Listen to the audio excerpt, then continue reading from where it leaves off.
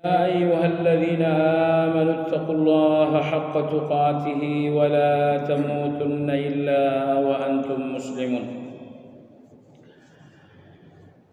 Kaum muslimin rahimakumullah,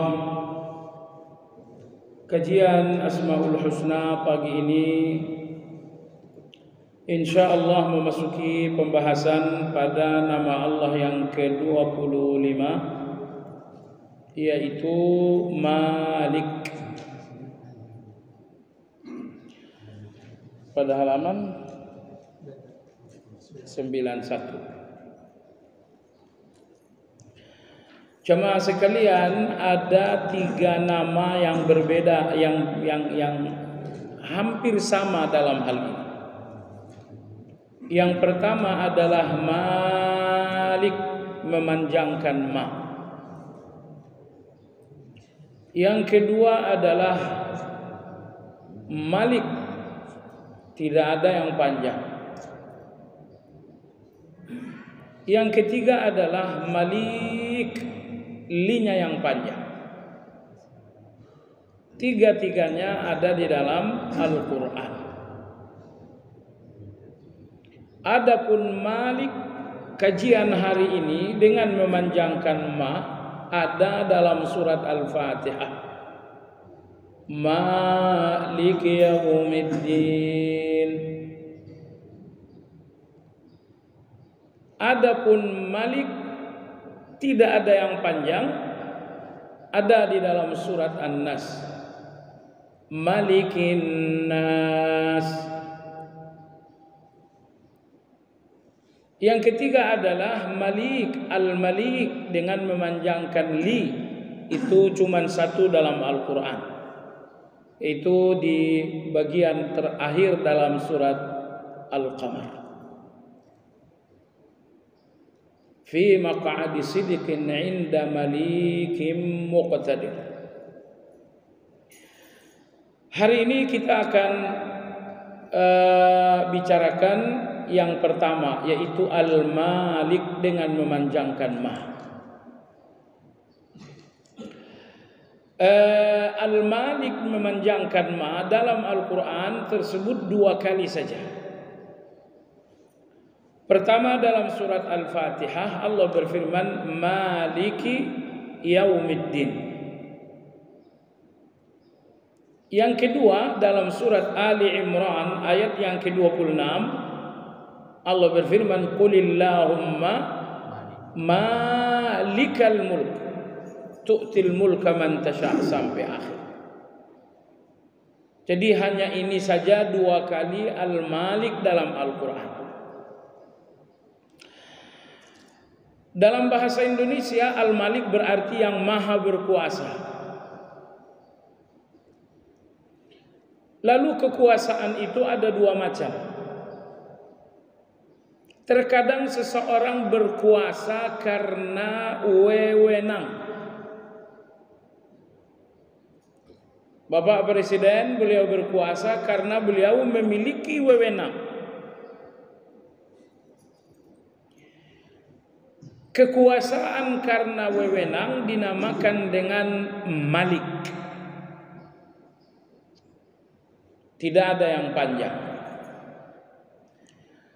Nomor 2, kadang-kadang kekuasaan itu bukan karena wewenang, tapi karena hak milik. Rumah saya, kekuasaan saya karena saya pemiliknya. Kalau kekuasaan itu adalah kekuasaan kepemilikan, maka dinamakan dengan Malik dengan memanjangkan ma. Sehingga Al-Malik artinya adalah yang maha memiliki atau yang maha menguasai atau maha berkuasa dengan kepemilikan. Itulah makna sesungguhnya dari Al-Malik. Hanya saja dalam terjemahan tidak terdengar baik. Malik yaumiddin, yang maha berkuasa dengan kepemilikan pada hari kiamat. Ini terdengar janggal. Padahal itulah makna yang sesungguhnya. Lalu disingkatlah dalam terjemahan agama kita, terjemahan Departemen Agama, Maliki Yaumiddin, yang maha berkuasa pada hari pembalasan. Terjemahan itu tidak keliru, tidak salah, hanya saja kurang definitif. Baiklah jemaah sekalian, di sini penulis menyebutkan Malikal Mulk. Dari dua kata ini, yang menjadi Asmaul Husna adalah kata yang pertama, yaitu Malik. Hanya saja dalam surat Ali Imran ayat 25 Allah menyebutkan Malikal Mulk. Maka penulis menyebutkan Malikal Mulk. Al-Malik artinya adalah yang maha berkuasa. Allah berfirman dalam Al-Quran, lahu ma fis samawati wa ma fil ard. Allah yang memiliki langit dan bumi. Lahu ma fis samawat ini dinamakan dengan lamut tamlik, lam kepemilikan. Atau misalnya di bagian akhir surat Al-Baqarah Allah berfirman, lillahi ma fis samawati wa ma fil ard. Allah pemilik semua yang ada di langit dan semua yang ada di bumi. Coba Anda renungkan ayat ini. Berkali-kali Allah menyebutkan lahu ma fis samawati wal ard, lillahi ma fis samawati wal ard, yang artinya Allah pemilik langit, bumi dan isinya. Dalam ayat ini Allah berbicara tentang hak milik. Allah mengatakan hak milik semua yang di langit, semua yang di bumi adalah aku. Kalian tidak memiliki hak milik. Kalian hanya meminjam. Adapun pemilik yang sesungguhnya adalah Allah Subhanahu wa ta'ala. Jemaah sekalian, Al-Malik artinya Allah maha berkuasa dengan kepemilikan. Al-Quran menyebutkan Malik bergandengan dengan kasih sayang. Anda lihat dalam surat Al-Baqarah, dalam surat Al-Fatihah, Allah berfirman Ar-Rahmanir Rahim. Allah menyebutkan dua rahmat, rahmat Ar-Rahman, kemudian rahmat Ar-Rahim. Setelah Allah menyebutkan dua kasih sayang, kemudian Allah menyebutkan kekuasaan. Maliki Yaumiddin, yang maha berkuasa pada hari pembalasan. Nah, digandengkan kasih sayang dengan kekuasaan dalam surat Al-Fatihah, Ar-Rahmanir Rahim, Maliki Yaumiddin. Hal ini menunjukkan bahwa kekuasaan Allah di atas kasih sayangnya. Jadi kekuasaan Allah Subhanahu wa ta'ala, kekuasaan yang tidak terpisah dari kasih sayang. Jemaah sekalian, apabila kekuasaan dipisahkan dari kasih sayang, kekuasaan ini akan menjadi alat kezaliman. Kekuasaan tanpa kasih sayang, ini yang pernah dipegang oleh Firaun. Kekuasaan tanpa kasih sayang, ini yang pernah dimiliki oleh Namrud. Maka Allah berkuasa, tapi dengan kekuasaan yang tidak terpisah dari kasih sayang. Ar-Rahmanir Rahim, Maliki Yaumiddin. Dan Anda lihat, kasih sayang dulu yang disebutkan, Ar-Rahmanir Rahim, baru disebutkan kekuasaan. Kan berbeda apabila kekuasaan dulu baru kasih sayang nomor 2. Tetapi Allah Azza wa Jalla dalam urutan ayat tersebut terlebih dahulu menyebutkan kasih sayang, baru kemudian menyebutkan kekuasaan.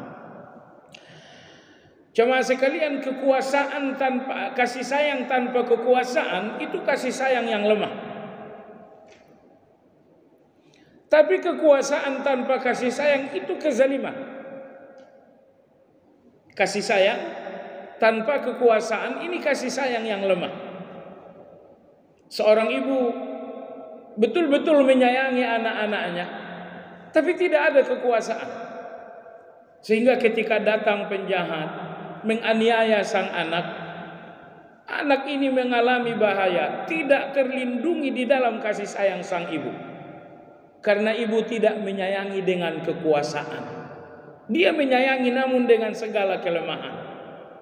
Tetapi Allah menyayangi hamba-hambanya dengan kekuasaannya. Ar-Rahmanir Rahim, Malik Yaumiddin. Menyayangi dengan kekuasaan.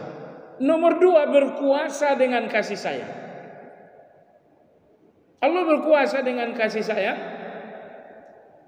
maka kekuasaan itu adalah keadilan. Di dalam kekuasaan itu sama sekali tidak ada kezaliman. Wa ma rabbuka bidzallamin lil 'abid. Dan Allah tidak pernah zalim terhadap hamba-hamba. Anda tahu jamaah sekalian, di dalam kekuasaan ada keputusan. Tidak ada keputusan tanpa kekuasaan. Maka ketika Allah menyebutkan kekuasaannya berdampingan dengan kasih sayangnya, Allah ingin berikan kepada kita satu sinyal bahwa semua keputusan dari kekuasaan Allah adalah keputusan yang didasarkan pada kasih sayang. Allah memutuskan si fulan sakit, Allah yang memutuskan si fulan gagal. Semua keputusan datang dari kekuasaan Allah, dan kekuasaan Allah itu tidak terpisah dari kasih sayang. Maka semua keputusan-keputusan Allah semuanya adalah kasih sayang. Hanya saja ada yang memahaminya dengan baik dan ada yang memahaminya dengan buruk. Karena kadang-kadang kedangkalan kita berpikir kita ingin disayangi Allah dengan maunya kita. Padahal kadang-kadang Allah menyayangi kita dengan maunya Allah. Kita ingin disayangi Allah dengan uang 1 miliar satu hari. Nyatanya Allah kadang-kadang tidak menyayangi kita sesuai dengan keinginan kita.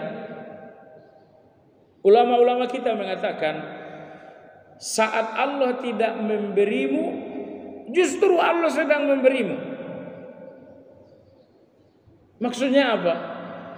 Ketika Allah tidak memberikan keinginanmu, berarti Allah sedang memberikan keinginannya. Anda ingin uang, Allah nggak kasih.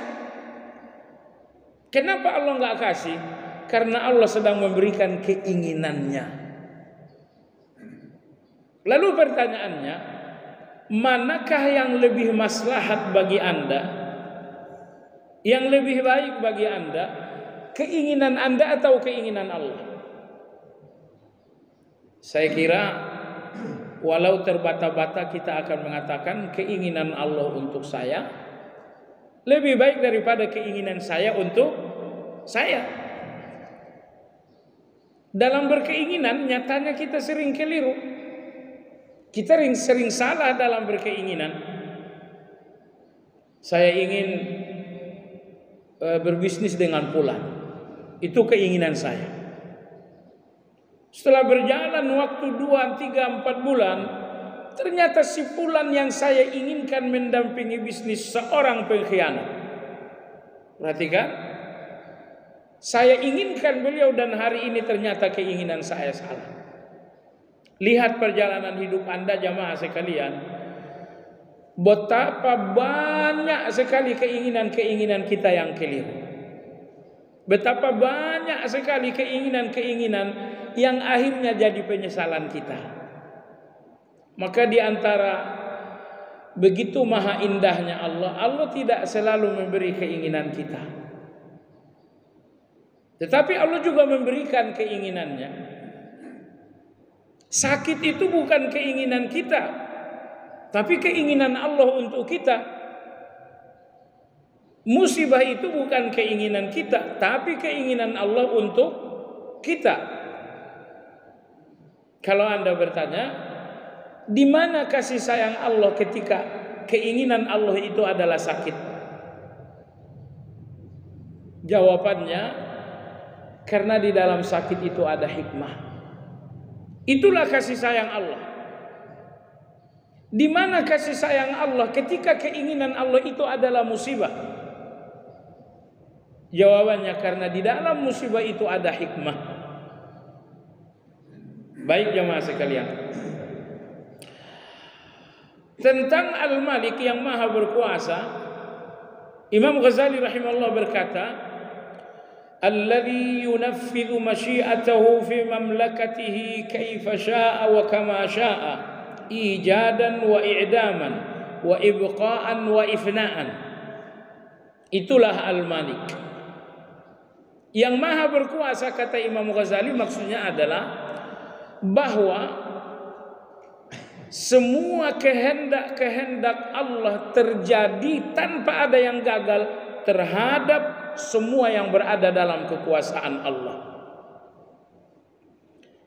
Jadi di dalam kekuasaan Allah ini, semua kehendak Allah terjadi tanpa ada yang gagal. Dan kehendak kekuasaan Allah semua-muanya, tidak sejengkal bumi pun yang lepas dari kekuasaan Allah, tidak sejengkal pun di langit yang tidak dikuasai oleh Allah Azza wa Jalla. Maka Al-Malik, kata beliau, alladhi yunaffidhu masyiatahu fi mamlakatihi, yang maha berkuasa dalam arti yang kehendak-kehendaknya berlaku di setiap jengkal kekuasaannya. Allahu Akbar. Bapak Presiden Jokowi, kekuasaan beliau secara teritorial adalah Indonesia. Apakah kehendak beliau terjadi di setiap jengkal bumi Indonesia? Tidak. Di Papua sana, kehendak Pak Jokowi diabaikan oleh orang. Preman, penjahat, koruptor, mereka mengabaikan kehendak Pak Jokowi. Jadi Pak Jokowi, hafizahullah ta'ala, beliau berkuasa. Tapi di dalam kekuasaan beliau banyak hal yang terjadi tanpa kehendak. Tapi bagaimana dengan Allah berkuasa? Di dalam kekuasaan Allah tidak satu pun kejadian tanpa kehendak Allah. Semua kejadian di langit, di bumi, di dasar lautan, semua kejadian sekecil dan sebesar-besarnya, semuanya adalah kehendak Allah Subhanahu wa ta'ala. Tidak setetes pun hujan menetes dari langit, melainkan itu kehendak Allah Azza wa Jalla. Tidak bergerak pun satu debu, melainkan itu kehendak Allah Azza wa Jalla. Tidak bertiup angin semilir, melainkan itu kehendak Allah Azza wa Jalla. Tidak berkedip mata Anda, melainkan itu kehendak Allah Azza wa Jalla. Tidak berdetak jantung Anda, melainkan itu kehendak Allah Azza wa Jalla. Kenapa? Karena Allah adalah Al-Malik yang maha berkuasa. Seperti apa mahanya kekuasaan Allah? Jawabannya, di dalam kekuasaan Allah hanya kehendak Allah yang berlaku. Jadi tidak ada kejadian, peristiwa di dalam kekuasaan Allah, melainkan semuanya adalah kehendak Allah. Ada yang miskin, itu kehendak Allah. Ada yang kaya, itu kehendak Allah Azza wa Jalla. Ada yang jahat, adalah kehendak Allah. Ada yang baik, adalah kehendak Allah. Kelahiran adalah kehendak Allah. Kematian adalah kehendak Allah. Tidak ada peristiwa, tidak ada kejadian di dalam kekuasaan Allah, melainkan semuanya adalah kehendak Allah. Anda berkuasa, kuasa Anda di dalam rumah Anda. Kekuasaan Anda hanya ukurannya beberapa meter saja. Rumah Anda berapa meter? Anggap rumah Anda 200 meter. Kekuasaan Anda hanya di dalam di teritorial 200 meter tadi. Tapi perhatikanlah, dalam kekuasaan Anda banyak kejadian yang Anda enggak kehendaki. Anak yang begini, putri yang begitu, istri yang begini. Cuma sekalian, Anda memang berkuasa dalam rumah tangga. Tapi coba lihat betapa lemahnya kekuasaan Anda itu. Karena dalam kekuasaan Anda banyak kejadian yang Anda enggak kehendaki. Tetapi Allah Azza wa Jalla, Allah Maha berkuasa di langit dan di bumi, dan di dalam kekuasaan Allah semua kejadian adalah kehendak Allah. Baik, jemaah sekalian yang saya hormati, wa mulkuhu yastalzimu kamal sifatihi, tidak ada di buku ya. Fala yatimmu mulkuhu bighairihi likamalihi. Kata ulama-ulama kita, Allah Maha berkuasa karena kesempurnaan sifat Allah. Allah berkuasa karena kesempurnaan Allah dalam sifat-sifatnya. Allah Maha berkuasa karena kekuatannya sempurna. Allah Maha berkuasa, kekayaannya sempurna. Allah Maha berkuasa, kekuasaannya tiada batas.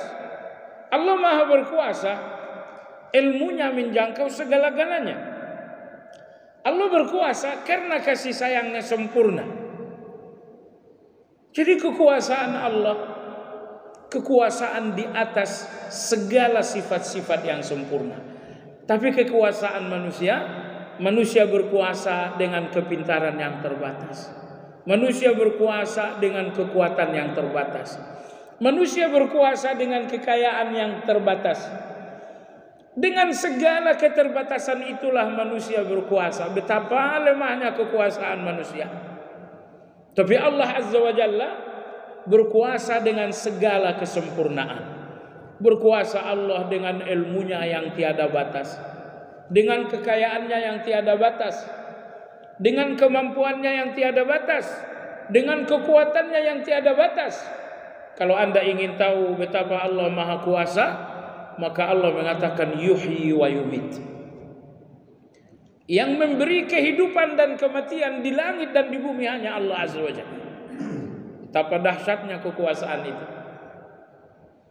Apabila Anda mau tahu kekuasaan Allah, Dia yang menerbitkan matahari di pagi hari dan Dia yang menenggelamkan matahari di sore hari.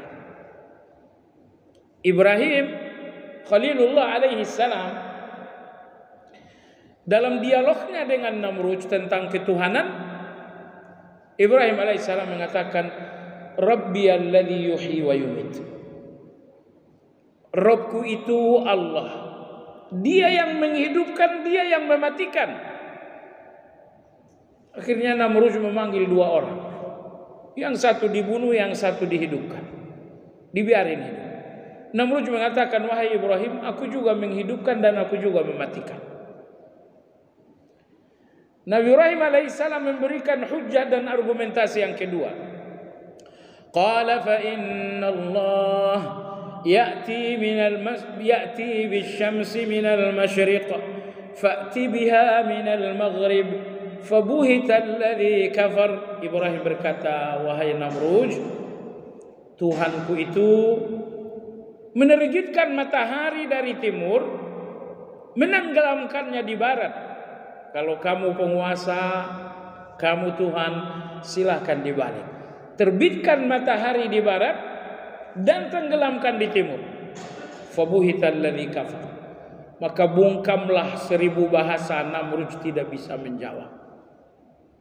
Jadi Allah Subhanahu wa taala Al-Malik yang Maha berkuasa. Di dalam kekuasaannya lah mati dan hidup itu ditentukan. Di dalam kekuasaannya lah matahari terbit dan tenggelam. Di dalam kekuasaannya lah angin ini bertiup.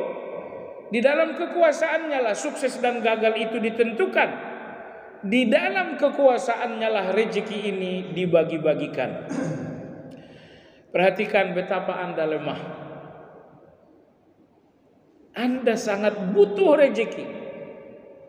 Butuh sekali. Tapi apakah Anda dapatkan rezeki itu dengan keinginan Anda? Tidak. Keinginan sebesar apapun dapat rezeki. Kalau rezeki itu tidak dibagikan oleh Allah, keinginan Anda enggak akan menjadi jalan rezeki. Jamaah sekalian yang saya hormati, Wa min kamali mulkihi al-ata' wal mana' wal ikram wal ihana. Kalau Anda mau tahu betapa sempurnanya Allah berkuasa, karena di dalam kekuasaan Allah itu ada memberi dan ada menghalangi, ada memuliakan dan ada yang menghinakan. Ayat 25 surat Ali Imran ada di buku ya. Allah menjelaskan seperti apa kekuasaan itu. Tu'til mulka man tasha' wa tanzi'ul mulka mimman tasha' wa tu'izzu man tasha' wa tudhillu man tasha' biyadikal khair innaka ala kulli syai'in qadir tulijul laila fin nahar wa tulijun nahara fil lail wa tukhrijul hayya minal mayyit wa tukhrijul mayyita minal hayy wa tarzuqu man tasha' bighairi hisab. Coba renungkan ayat ini. Dua ayat ini 25 26 surat Ali Imran adalah potret, adalah deskripsi, gambaran kekuasaan Allah. Bagaimana kekuasaan Allah? Tu'til mulka man tasha'. Semua kekuasaan yang Anda lihat adalah pemberian Allah. Wa tanzi'ul mulka mimman tasha'. Kekuasaan yang berakhir adalah Allah yang mencabut. Wa tu'izzu man tasha'. Semua orang yang punya harga diri mulia dan berjabatan Allah yang ngasih. Wa tudhillu man tasha'. Semua orang yang hilang kehormatan adalah Allah yang menentukan. Biyadikal khair, segala keinginan hanya di dalam genggaman tangan Allah. Innaka ala kulli syai'in qadir. Segala-galanya Allah mampu. Tulijul laila fin nahar. Allah memasukkan malam pada siang. Wa tulijun nahara fil lail. Dan Allah memasukkan siang pada malam. Apa pengertiannya? Allah masukkan malam pada siang. Ini maksudnya musim dingin. Wa tulijun nahara fil lail. Allah masukkan siang pada malam. Maksudnya adalah musim panas. Nih, siang 12 jam sampai di siku saya. Malam 12 jam sampai di siku saya. Di Indonesia begini, 12 jam itulah Indonesia. 12 jam siang, 12 jam malam. Tapi kalau Anda pergi ke negeri lain di musim dingin, Allah masukkan malam ini ke siang. Tuh. Sehingga malam lebih lama, siang lebih sebentar. Tapi kalau sudah datang musim panas, Allah masukkan siang ke malam. Sehingga siangnya lebih lama daripada malam. Anda kalau pergi ke Saudi di musim panas, bulan Ramadan, Anda akan berpuasa 14 jam.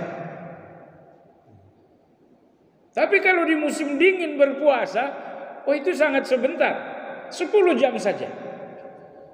Kenapa demikian? Allah masukkan malam pada siang sehingga malam lebih lama. Ini di musim dingin.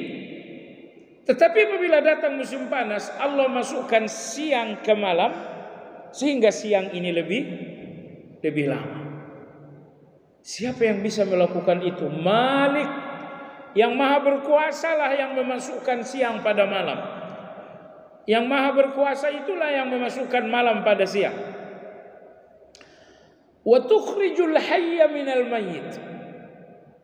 Yang maha berkuasa itulah yang mengeluarkan al-hayya minal mayyit. Allah mengeluarkan yang hidup dari yang mati. Wa tukhrijul mayyita minal hayy. Dia pula yang mengeluarkan yang mati dari yang hidup. Allah keluarkan dari yang hidup, Allah keluarkan mati dari hidup. Dan Allah keluarkan hidup dari mati. Oke. Allah keluarkan hidup dari mati telur ini mati. Nggak ada kehidupan di dalam, hanya ada 2 cairan saja. Telur ini adalah kematian, di dalam tidak ada kehidupan. Tapi dari yang mati ini Allah keluarkan yang hidup, yaitu anak ayam. Tetapi ayam betina yang hidup, dari yang hidup ini Allah keluarkan yang mati, yaitu telur. Anda lihat biji-bijian itu mati. Ketika Anda taruh di atas tanah, biji yang mati ini tiba-tiba tumbuh menjadi hidup. Jemaah sekalian, siapa yang mengubah mati itu menjadi hidup, hidup ini mengeluarkan mati, itulah Al-Malik yang maha berkuasa. Penguasa mana di muka bumi yang mampu mengeluarkan dari mati menjadi hidup, dari hidup menjadi mati? Tidak ada. Wa tarzuqu man tasya, yang maha berkuasa itu memberikan rezeki dengan kehendaknya. Jadi rezeki itu bukan kehendak Anda, tapi kehendak Allah. Wa tarzuqu man tasya bighairi hisab, dan Allah memberikan rezeki bighairi hisab. Bighairi hisab tafsirnya 2. Pertama, Allah berikan rezeki tanpa batas, tanpa terhitung. Anda bisa ngitung pemberian rezeki Allah? Tidak bisa Anda hitung. Rezeki Allah hari ini saja Anda nggak bisa ngitung. Sayangnya Anda kurang banyak melihat orang yang musibah. Kalau Anda melihat orang yang sedang mengalami musibah, baru Anda tahu rezeki Allah dalam diri Anda. Anda lihat orang yang nggak bisa berjalan lagi, oh Masya Allah kaki saya ini rezeki. Anda lihat orang yang nggak bisa melihat, oh Masya Allah mata saya ini rezeki. Kalau kita kurang banyak melihat ke bawah, tidak sadar kita rezeki Allah itu banyak. Penafsiran yang kedua, bighairi hisab, Allah berikan rezeki tanpa diduga-duga. Tanpa diduga-duga. Karena rezeki ini ada 2. Rezeki yang Anda duga, kekuasaan Allah itu tidak terasa. Tanggal 1 Anda dapat gaji, kekuasaan Allah nggak terasa itu. Karena ini diduga, ini rasional. Saya kerja, karyawan, profesional, tanggal 1 saya dapat gaji. Namun kekuasaan Allah ada pada rezeki yang tidak diduga-duga. Rezeki tidak diduga-duga. Kita berpikir ini akan hancur, keluarga sakit, butuh uang berobat, uang tak ada, hutang di mana-mana. Tiba-tiba ketemu dengan kawan udah 30 tahun tidak ketemu. Tanya kabar, saya katakan kabar begini, sudah. Biaya rumah sakit 30 juta saya yang nanggung, enggak usah dipikirin. Berapa hutang? 200 juta. Enggak usah pikirin, 200 juta saya yang bayar. Anda pernah begitu enggak? Mirip seperti itu sering sekali. Masalahnya kata Imam Hasanul Basri, manusia ini mohon maaf dangkal banget. Manusia ini kalau tidak sifatnya perut dan uang enggak menganggap rezeki. Uang enggak, soal perut enggak, oh itu baru rezeki dalam pandangan manusia. Baik jamaah sekalian, jadi coba renungkan ayat 25, 26 surat Ali Imran. Seperti apa kekuasaan Allah? Kekuasaan Allah dalam ayat tersebut, pertama, tu'til mulka man tasha, wa tanzi'ul mulka man tasha, wa tu'izzu man tasha, wa tudhillu man tasha, biyadikal khair, innaka ala kulli syai'in qadir. 6. Pada ayat 26, tulijul laila fil nahar wa tulijul nahara fil lail wa tukhrijul hayya minal mayyit wa tukhrijul mayyita minal hayy wa tarzuqu man tasha' bighairi hisab. 5. Jadi pada ayat 25 26 surat Al-Baqarah, Allah memberikan Anda 11 tanda bahwa dialah yang maha kuasa. Dialah yang maha kuasa. Sekarang siapa yang merasa berkuasa? Tolong ambil salah satunya, mana yang Anda mampu. Bisakah Anda tu'til mulka, memberikan kekuasaan untuk seseorang? Tidak bisa. Bapak Presiden kita berkuasa, tidak bisa dia bikin dirinya berkuasa. Tidak bisa. Allah yang membuatnya berkuasa. Maka kadang-kadang kita lihat orang, kok ini gak ada kemampuan, lemah sekali, tapi ternyata jadi penguasa. Tapi ada orang kuat, pintar, profesor, kayanya luar biasa, tidak jadi penguasa. Kekuasaan ini jemaah sekalian, kekuasaan Allah Azza wa Jalla. Kekuasaan Allah Azza wa Jalla. Banyak yang lebih pintar dari Bapak Presiden kita. Banyak lebih kaya dari Bapak Presiden kita. Banyak lebih kuat daripada beliau. Tapi kekuasaan Allah kasihkan kepada beliau. Kekuasaan Allah berikan kepada beliau. Agar semua sadar kekuasaan ini pemberian Allah Azza wa Jalla. Kalau soal kekuatan, bintang-bintang itu lebih kuat daripada beliau.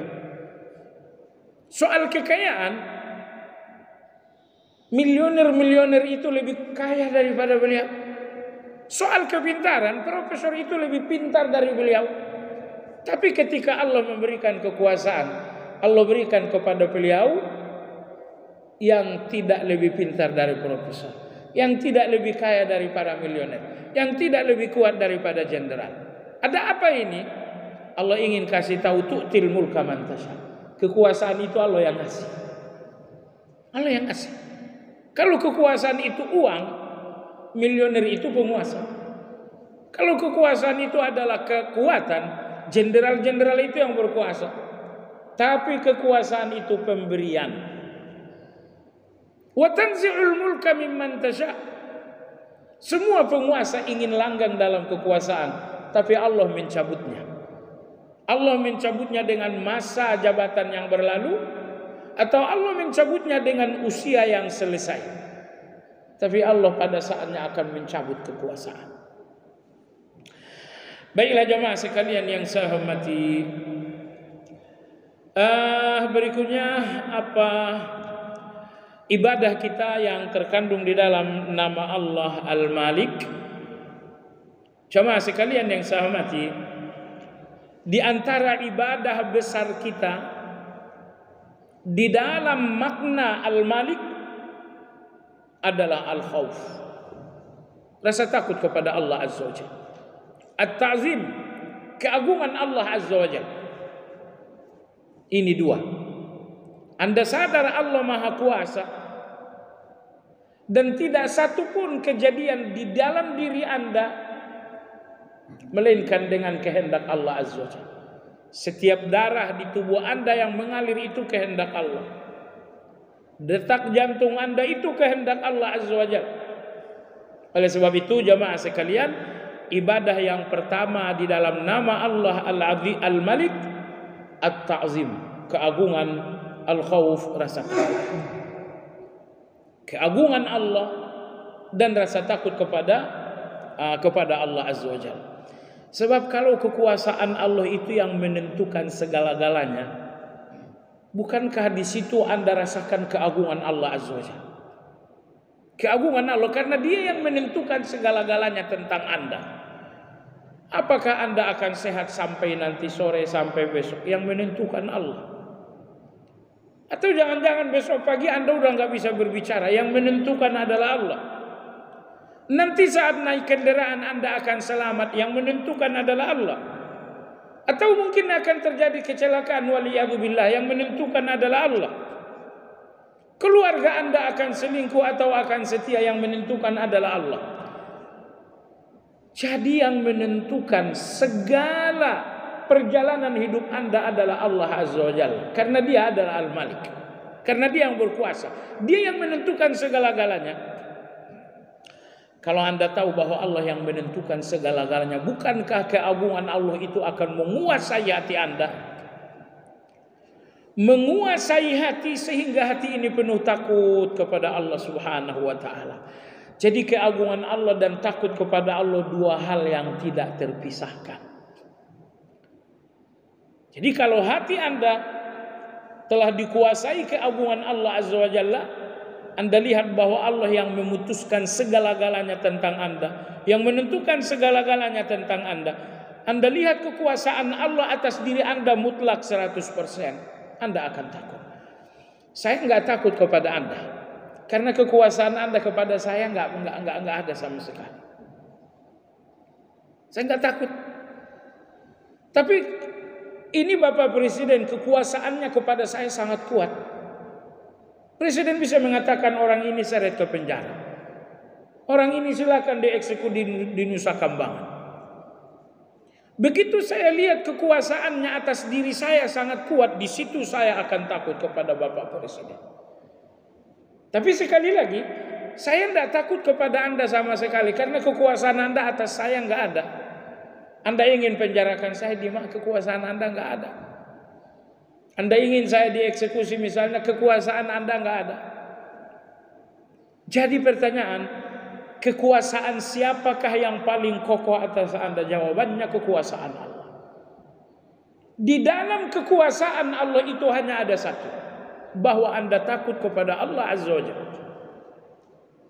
Jangankan Bapak Presiden gitu kan, Bapak Wali Kota saja, dia bisa cabut akte tanah Anda misalnya.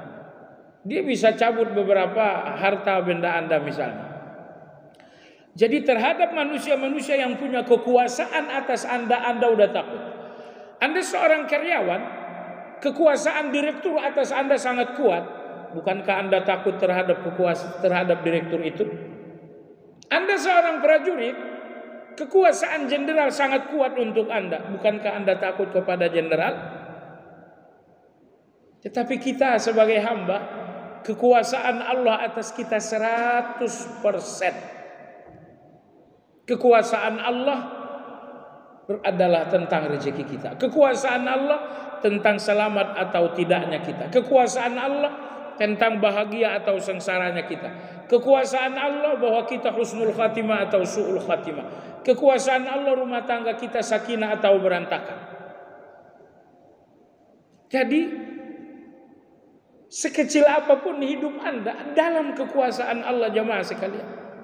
Oleh sebab itu takutlah kepada Allah. Kekuasaannya kepada Anda 100%. Kekuasaan jenderal atas diri Anda enggak 100%, tapi Anda takut.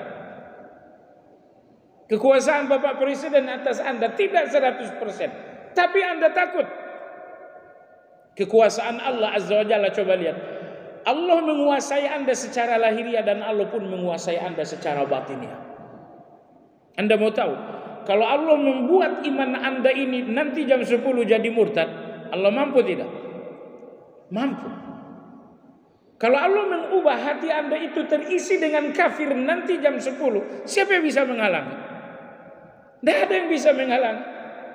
Kekuasaan Bapak Presiden itu hanya sebatas lahiriah Anda. Dia nggak bisa menguasai hati Anda. Tapi Allah Azza wa Jalla, dia yang menguasai hati Anda. Kalau Allah cabut istiqamah dari hati Anda, nanti Anda udah nggak salat zuhur. Kalau Allah cabut agama dari hati Anda, nanti salat zuhur Anda menjadi murtad. Kalau Allah mencabut husnul khatimah, Anda akan mati dengan su'ul khatimah.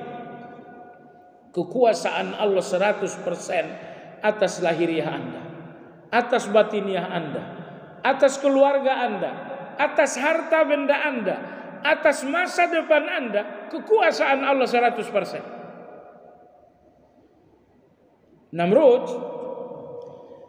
merasa berkuasa atas Fir'aun, atas Ibrahim alaihissalam. Dia nyalakan api, dia buang Nabi Ibrahim ke dalam api. Dia merasa saya membunuh. Tapi Allah Subhanahu wa taala membuktikan kepada Namrud, penguasa yang sesungguhnya saya. Dengan kekuasaanmu kau ingin membunuh, namun dengan kekuasaanku aku ingin dia hidup. Matikah Ibrahim alaihi salam ketika dengan kekuasaan Namrud dia ingin membunuh? Tidak. Betapa Allah Maha Kuasa. Fir'aun jauh sebelum kelahiran Nabi Musa, dia telah buat undang-undang. Jangan sampai Nabi Musa ini lahir. Kalaupun lahir harus segera mati. Itulah kekuasaan Fir'aun. Tapi datanglah kekuasaan Allah mematahkan kekuasaan Fir'aun. Hanyutlah bayi, sampailah di istana Fir'aun. Fir'aun sendiri yang membesarkannya. Kekuasaan Allah Azza wa Jalla. Semua kekuasaan manusia akan patah berkeping-keping dalam kekuasaan Allah Azza wa Jalla. Baik jamaah sekalian yang saya hormati. Makanya ibadah terbesar Anda sehubungan dengan nama Allah Al-Malik, sadari kekuasaan Allah atas diri Anda 100%. Kekuasaannya atas lahiriah dan batin Anda, kekuasaannya atas keluarga, atas harta, atas hidup, atas usia, atas kematian, selamat celakanya Anda, semua kekuasaan Allah. Kalau Anda sadar kekuasaan Allah terhadap diri Anda 100%, kalau begitu senantiasalah takut kepada Allah Azza wa Jalla. Takutlah kepada Allah. Aduh, gimana kalau Allah cabut kesehatan ini? Takutlah kalau misalnya Allah cabut kekayaan Anda. Anda lihat orang kaya, sekejap Allah mampu bikin orang kaya itu miskin. Sekejap. Saya kenal seseorang kaya rayanya luar biasa. Luar biasa kaya raya. 1 miliar, 2 miliar itu receh bagi beliau. Kalau saya receh, bagi saya gope. Itu baru receh. Tapi bagi beliau urusan 1 miliar, 2 miliar itu receh. Tapi terjadilah angin puting beliung yang luar biasa terhadap bisnis beliau. Hanya dalam tempo sebulan 2 bulan, kekayaan yang luar biasa itu ternyata lenyap. Kendaraan-kendaraan mewah semuanya lenyap. Aset-aset luar biasa semuanya lenyap. Dan itu bukan dalam waktu setahun. Saya perkirakan hanya 2 bulan saja kekayaan ini semuanya tertelan, hilang. Ada apa jamaah sekalian? Kekuasaan Allah itu tidak butuh waktu lama untuk mengubah hitam menjadi putih, untuk mengubah kaya menjadi miskin. Atau bahkan kekuasaan Allah itu tidak butuh waktu untuk mengubah miskin menjadi kaya mendadak. Iya kan? Transmigran Jawa sampai di Kalimantan oleh pemerintah diberikan per orang sekian hektar tanah. Yang nampak cuma tanah saja. Datanglah orang-orang berpendidikan melakukan observasi, ternyata tanah kamu 10 hektar dari pemerintah isinya batu bara.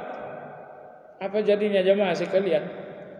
Transmigran dari Jawa tiba-tiba kaya mendadak. Jadi Anda jangan berpikir Allah tidak mampu bikin Anda kaya.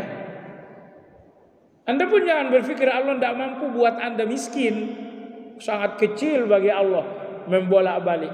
Hitam putih, kaya miskin, miskin kaya. Bagi Allah itu gampang. Allah berkuasa dengan kekuatannya yang tiada terlemahkan. Allah berkuasa dengan kekuatannya yang tiada tandingan. Oleh sebab itu, sadarlah selalu kekuasaan Allah itu 100% atas diri Anda. Kalau Anda sadar kekuasaannya yang 100%, kalau begitu senantiasalah takut kepada Allah Subhanahu wa taala. Takutlah. Jemaah sekalian yang saya hormati, Allah Subhanahu wa taala Maha Esa di dalam kekuasaannya pada hari kiamat. Yang berapa syuruk? Sudah. 6:02. Iya, kita lanjut dikit lagi. Allah Maha Esa dalam kekuasaannya pada hari kiamat. Makanya disebutkan Malik Yaumiddin, yang maha berkuasa pada hari kiamat. Kenapa kekuasaan Allah dihubungkan pada hari kiamat? Karena keesaan Allah dalam kekuasaannya akan nampak sejelas-jelasnya pada hari kiamat. Saat ini Allah bagi-bagikan kekuasaannya kepada manusia. Allah berikan kekuasaannya di Indonesia kepada presiden kita. Allah berikan kekuasaannya di Saudi kepada raja. Allah berikan kekuasaannya di Inggris kepada raja apa ratu sekarang? Raja. Karena di depan kita banyak raja-raja, sehingga kekuasaan Allah ini tidak terlalu nampak kecuali bagi orang yang beriman. Tapi besok sampai di hari kiamat tidak lagi ada raja. Jangankan raja, semua manusia dibangkitkan, dihidupkan oleh Allah dalam keadaan telanjang bulat. Di mana presiden Indonesia? Telanjang bulat. Di mana perdana menteri Malaysia? Telanjang bulat. Di mana raja Saudi? Telanjang bulat. Di mana raja Inggris? Telanjang bulat. Di mana presiden Amerika? Telanjang bulat. Semua manusia Allah keluarkan, Allah hidupkan dalam keadaan telanjang bulat. Setelah itu Allah Subhanahu wa taala berfirman, limanil mulkul yaum. Hari ini siapa yang berkuasa?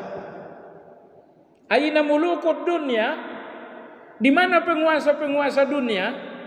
Pakaian kalian, mahkota kalian, dasi kalian, jas kalian.